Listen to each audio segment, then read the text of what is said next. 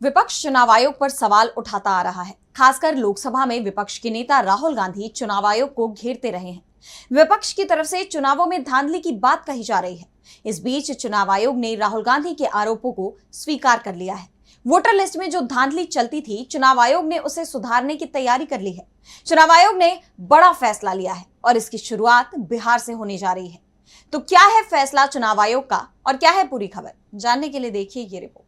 विपक्ष के जरिए चुनावों में गड़बड़ी के आरोपों को देखते हुए अब चुनाव आयोग ने बड़ा फैसला किया है। फर्जी वोटरों पर अब चुनाव आयोग का डंडा चलने जा रहा है।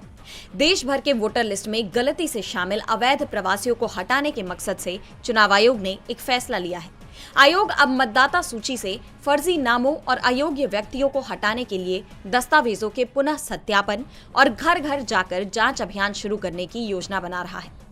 ये कवायद सबसे पहले बिहार में आगामी विधानसभा चुनावों से पहले लागू की जाएगी, जिसे बाद में पूरे देश में अपनाया जा सकता है। चुनाव आयोग ने एक आदेश में कहा कि जनवरी 2003 में प्रकाशित रोल ड्राफ्ट रोल के रूप में काम करेगा। शेष भारत के लिए इस कार्यक्रम के लिए उचित समय पर अलग से आदेश दिया जाएगा।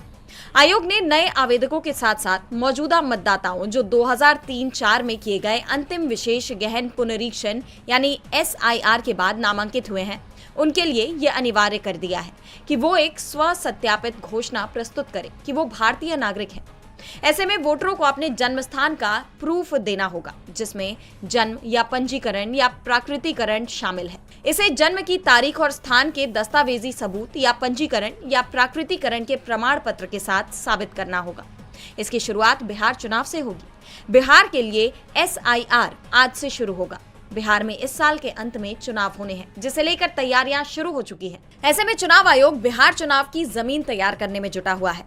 आपको बता दें कि विपक्ष वोटर लिस्ट में गड़बड़ी के आरोप लगाता आ रहा है, लगातार चुनाव आयोग पर सवाल खड़े कर रहा है। इसे देखते हुए अब चुनाव आयोग ने सुधार की दिशा में बड़ा कदम उठाया है।